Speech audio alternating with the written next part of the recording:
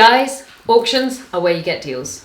Getting deals makes you money, making money hits you towards financial freedom. So, if you're not currently buying property at discounted pre, during and post auctions, you are definitely missing out. I'm here with Charlie Dole from Strakers, and we're doing a whole series about buying at auction. You need to see every single one of these videos. Watch them on Instagram, watch them on YouTube, or watch them on our website. This question is, what do I need to do on auction night? So, yeah, don't panic I suppose is one of the biggest Really? things. Don't panic. You will though, the first time. Ideally, you've done all your preparation building up to it. You've looked at the property, you've looked at the legal pack, you've got your finances in place. Okay. So advice for the night itself. Yeah. Okay. In our instance, auctions are at 7 o'clock in the evening, doors open at 6. Okay. The recommendation is don't turn up at 5 to 7. So make sure, one, you know where the auction is. It's amazing how many times we've had people, because we use 3 different auction venues across the year. Yes. We've had people go to the wrong auction.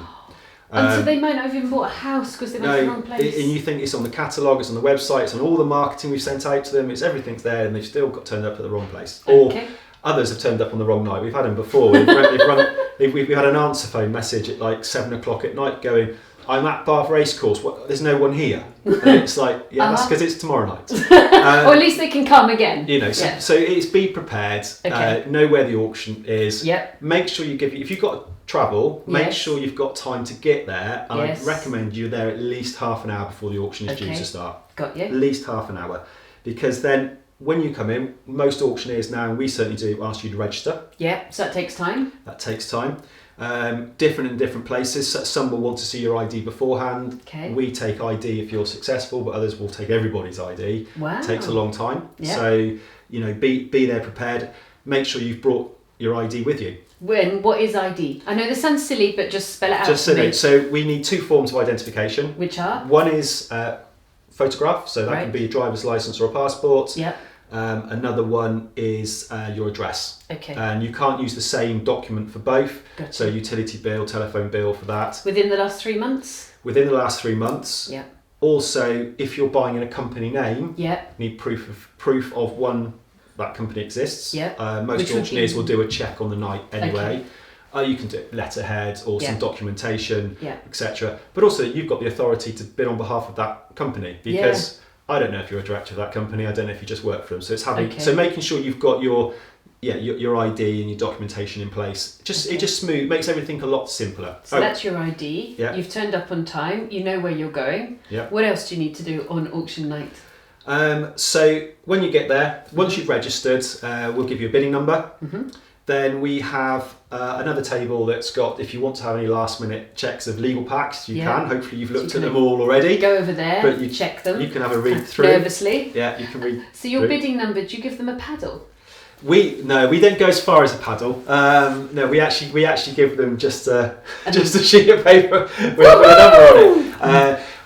What we found is, it sounds a bit of a cheapskate. What we found is some people like to take them home with them. Yeah. So with the numbers on there. So of course you would, because it's your lucky they're disappearing number. all the time and getting back. And and dare I say it, getting those pre-printed paddles, they're not cheap. There's no need. So actually, what we do is we put them on paper. People don't nick. But successful bidders quite often like to have them, and we've had some where they'll frame them and everything afterwards, and they'll have like the catalogue details and they'll have the things. So that's really cool. So they, especially if it's something that they're buying their dream home. Yes. They quite often will do something, so they take them away. But so now you've registered, you've got your number. Check any last minute notices. We have this legal pack table. It's also got a notice board. Yeah. So on there will be all the notices that might have been posted throughout the sale. That's whether there's been any mistakes in the catalogue, any last minute changes, lot order changes, or anything that we feel you need to know, which you may not have known at the start or during the viewing, etc. So check those, give a chance to look through those,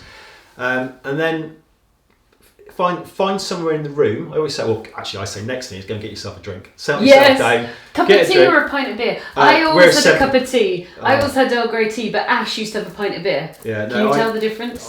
They don't do tea, I don't think. It's beer. It's beer. No, it's get a drink. It's relax the nerves, because generally majority of buyers at that point are a little bit nervous. And okay, so now we've got 200 to 300 people. Yep. They've got all sorts of interesting animal behaviour going on. There's a lot of space space claiming going on. So where do you sit? I always say sit somewhere where one, you can see me as auctioneer, which you should be able to do in the room, but also make sure you're somewhere where it's very easy to see you. So, you know, you've got all the seating. The seating's fine. Yes. Where it can be a struggle, especially in a packed room, is if you're looking at bidding, don't stand right in the back far corner. And a lot of people do. Because it might not mean I can see you. Yes. And suddenly you're putting your hand up above, you know, you've got 4 rows of people in front of you standing, and you're putting your hand up, and it's tricky. I'd always recommend that when, you know, even if you just come out for your lot, come out where you can be seen, where I can see you, because, you know, the best will in the world, hopefully I don't miss any bids, and we have other people in the room who keeping an eye out as well, because if you're looking this way, it's hard to see that way.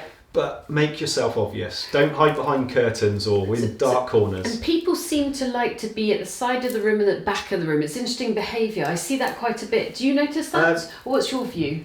It's, well, when I go to someone else's auction, I always like to be at the side of the room so I can see what's happening. I like to see if people are bidding, what's going on.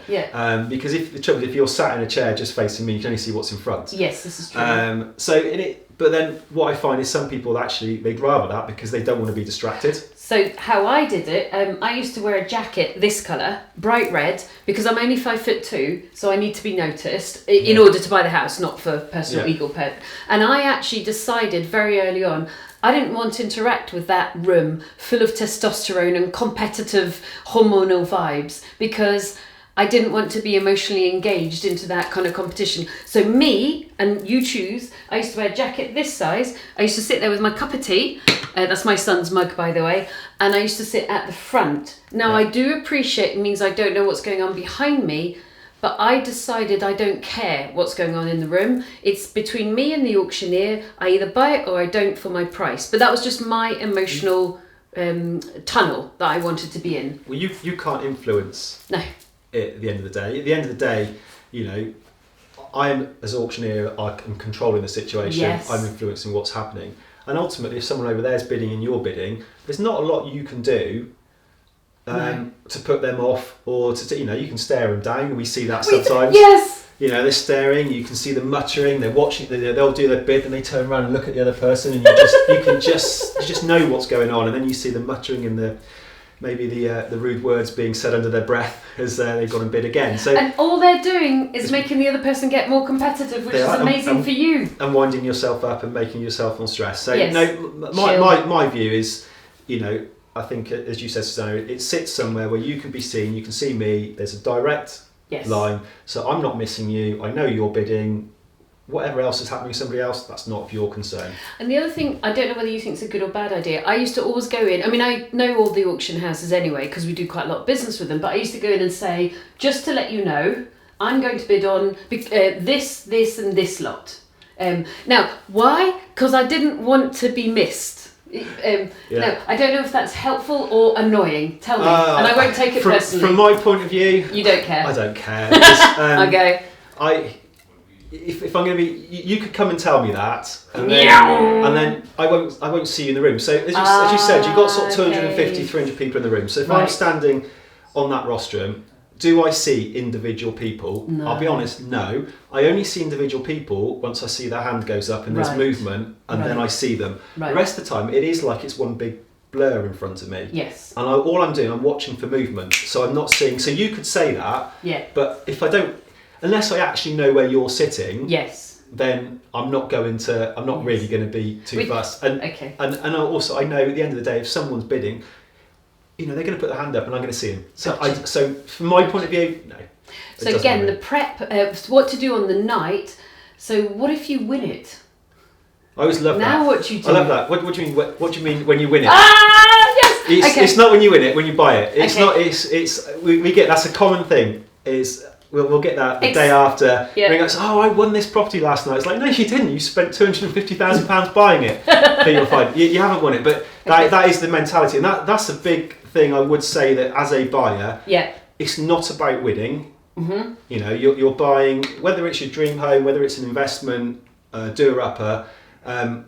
Go set figures in mind. Know what your limits are.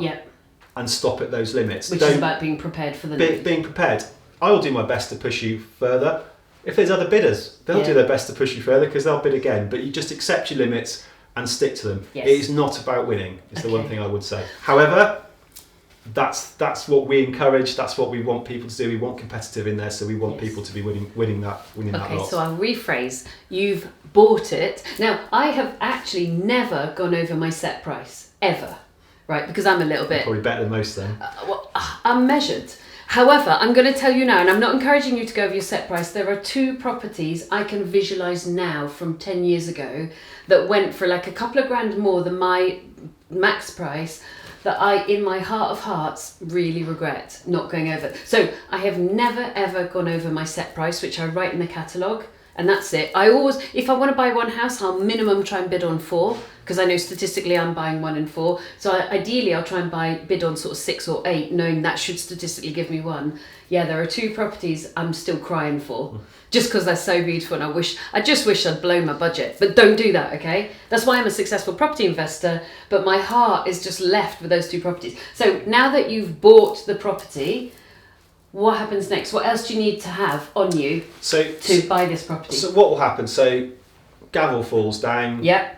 Congratulations. You'll show your bidding number, so we know what number it is. We've got obviously corresponding paperwork. Yep. So a member of the team will come and grab you, take you out of the room. What, straight away? Straight away. If you're looking at bidding on something else, then obviously we'll keep you in there. We'll come back and grab you later. But if majority of cases, people are only coming for one lot, I think in most instances.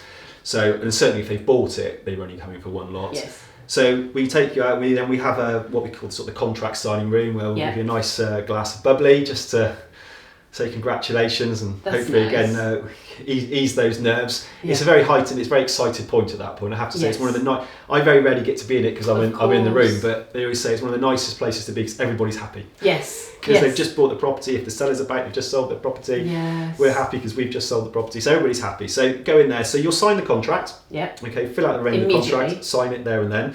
The legal exchange happens on the fall of the gavel. So the signing of the contract is just the formality. Right. The exchange has already happened. If you suddenly go, I'm not signing that. Tough luck. Too bad, it's already exchanged. We had an issue on that not that long ago where they sat in the room and said, well, no, actually, I don't think I should have done that. And it was like, it's too bad. Yeah. And I, as auctioneer, actually have the authority to sign on the buyer's behalf if they don't sign the contract. Got you. Okay, they have legally signed. So you'll sign the contract, do that bit of paperwork. Again, more identification checks and going through all that. Yeah. And then pay some money. How much?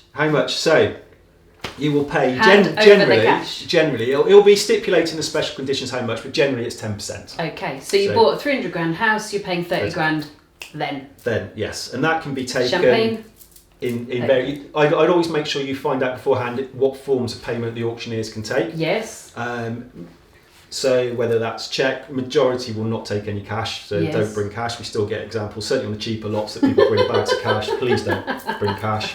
But that's cheques. Less and less now, less people have cheques. Yes. But you can do bank transfers. Yeah. But hang on, your bank may only allow you to transfer either 10 grand or 25 grand. Yes. So you need to have gone to your bank at least a couple of days in advance. And I would advise going twice, not once, because I have had banks not always, I've had banks lose money on me before, to make sure that they understand you're going to transfer money and they can increase your level, or you know what your level is, so you've got 2 different bank accounts with the total amount in there. Yeah. Some will take car payment. We don't take car payments, but some will take car payments. We're still a bit countrified. It will happen. Friendly. But it'll happen. Or actually, you can provide the money up front. Right. So some people actually will send the money over in the days preceding to the auction. They're very trusting of us, but they send them over. Yes. So it's there ready, and if they're successful, great. It's then done. You just refund any balance. Refund balance. So you're paying 10%. What else are you paying? So on the night we charge a buyer's fee. Yeah. So for Strakers, for instance, at the moment, that is if the property is valued under 100,000, it's a buyer's fee of £600 including VAT. Okay, lovely. If it's over 100,000, it's £1,200 including VAT. There we go. That will vary from auctioneer to auctioneer. Pretty much all of them will charge some form of buyer's administrative fee. Yes. It can vary from £500 to it can vary to a percentage. Yeah. So that's your cash, and that's how to pay it, and check with your bank in advance. And what else does a person need for getting ready on the night? to know where to celebrate? Well, there's that if you want to go for a meal afterwards. You have a drink. What have I done? I say we always have the bar afterwards, so we'll look after you. So there's always room, and if you want to bring your family, we're quite happy at that point, a glass of wine. Yes. But we'll give you then, on the night, a copy of your contract. Yep. A copy of the legal pack. At the moment, we give you a bottle of wine and a few other little bits and pieces. Aww. But take that contract and legal pack straight to your solicitor the next day. And Please do that. That's one of my biggest frustrations. I always say it at the start of the auction. Yeah. You've got 28 days to then finalise everything. Yes. If you hold on to that for the next week, you're putting a lot of pressure on your solicitor, and you run the risk then of not making it and not completing in time. Got you. So your job the very next day, is to drink enough champagne to feel super excited you've just done an amazing thing, but not too much that you can't at 9 a.m. the next day get through to your solicitor and say, right, we got contracts, let's get going. Yes. Okay, grand. Thank you. You want to make a shed load of cash relatively fast? That's a buy to sell strategy. Download my buy to sell pack, written for you guys. Everything I know popped into there for you.